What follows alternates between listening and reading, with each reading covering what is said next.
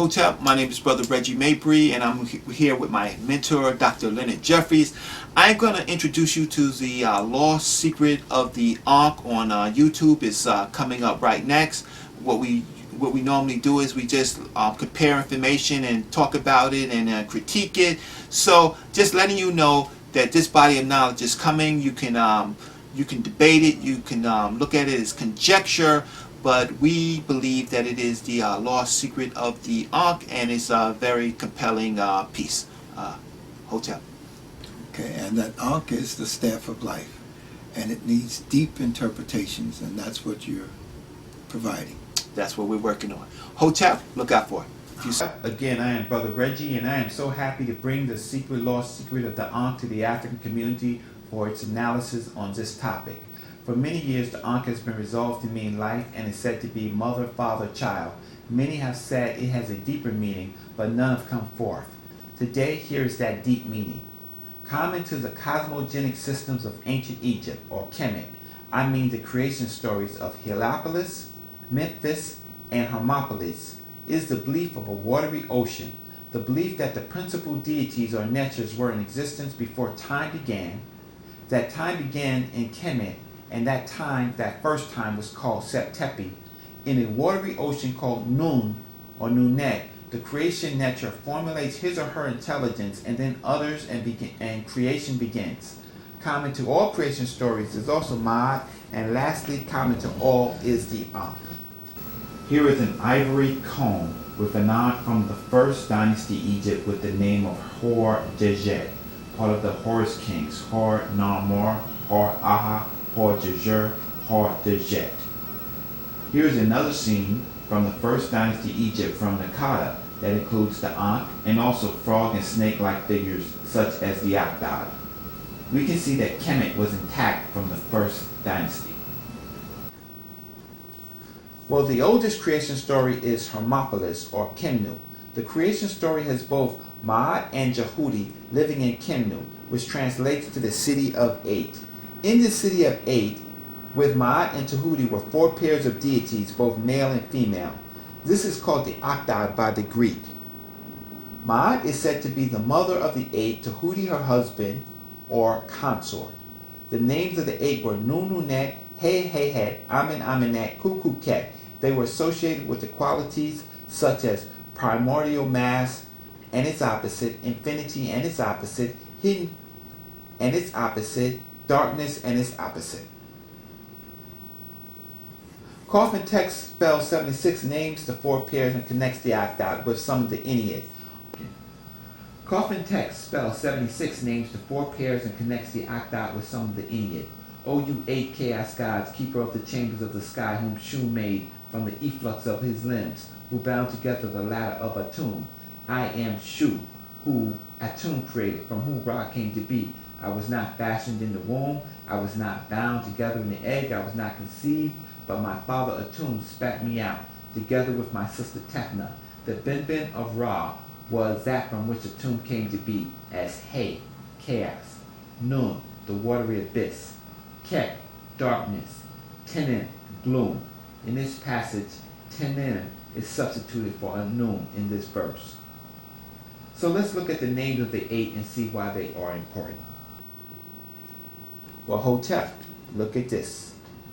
The way that we read meta nature or hieroglyphics is to convert the glyphs into sounds called transliterations. The transliterations gives us the sounds that we convert to English. Here, the first letters of the Ogdoad resolve itself to the sound Ankh. The primordial sound and the Ankh is the word produced when you combine those sounds. Here's the second key. Tut-Ankh-Amun, born Tut-Ankh-Aten, and he had another name. The one we know him best by, of course, is Tut-Ankh-Amun, and the second is Neb-Khepra-Ra, the Lord of the creation of Ra. We see on the left Tut-Ankh-Amun with the Hek-An-Ush glyphs, and on the right we see Neb-Khepra-Ra. Why is this important? A good investigator would like to see more evidence. Well, here it is. Inside of Tut's treasure is this Ankh, and there are other artifacts that do much of the same as far as showing the significance of this important clue to the secret of the Ankh.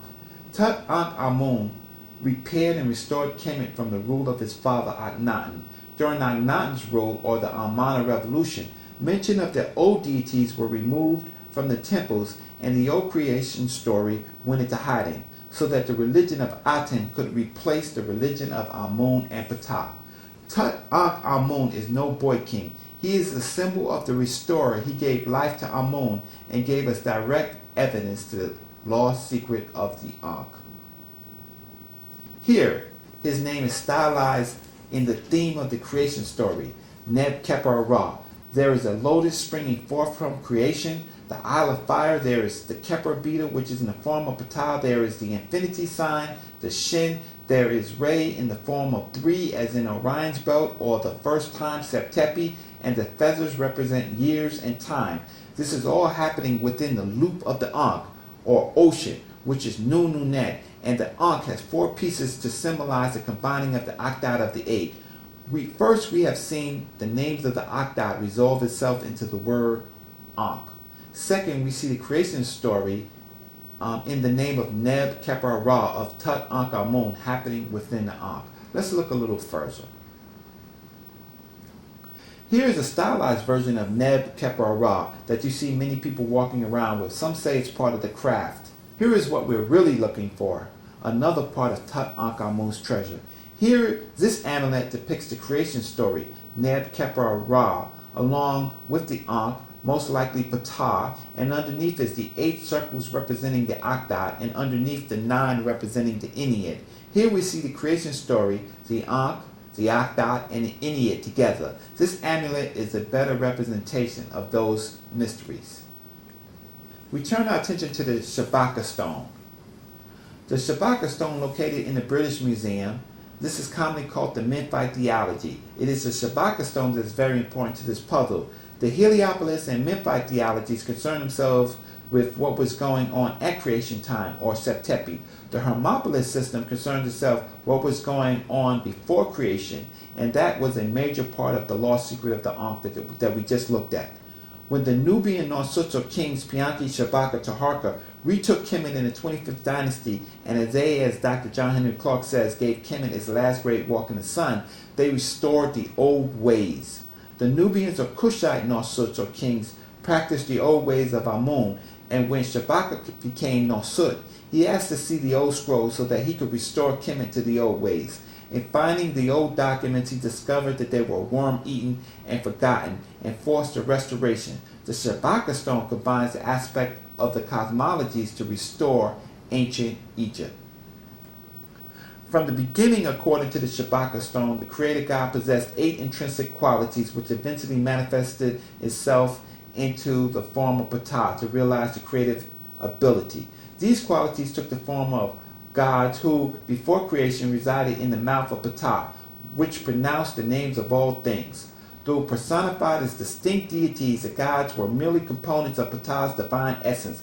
Nonetheless, it was they who simulated the Creator God by creating the sight of the eyes, the hearing of the ears, the breathing of the nose, that they may transmit to the heart, Shabaka Stone. Floating within Nun and deprived of all his vital senses, Ptah existed in suspended animation, unable to fulfill his role as creator. As soon as his intrinsic qualities, the 8, supplied him with the means to interact with his surroundings, sight, hearing, and breathing, his heart could realize creation. Shabaka shows us that the 8, the Ogdoad, was important for Ptah to realize his potential. Thus, Shabaka combined the Ogdoad with the Memphite theology. Again, here's a beautiful representation. Here is the Hawk Heru holding 2 shins attached to the Ankh. Here we see Re, the feathers, meaning time. We know that every Norsut is a king or Heru. You can still say that the Ankh represents mother, father, and child because the loop of the Ankh is Nunet, the womb of life itself. But as you see, it has a deeper meaning. That meaning itself has gotten lost through the competing cosmologies and the invasion of Egypt. The Ankh is a wormhole. It is the only symbol on the planet that embodies the creation of the universe and life itself. The Ogdoad is said in the Stolen Legacy has a deeper meaning than modern science has even explored. Hotel.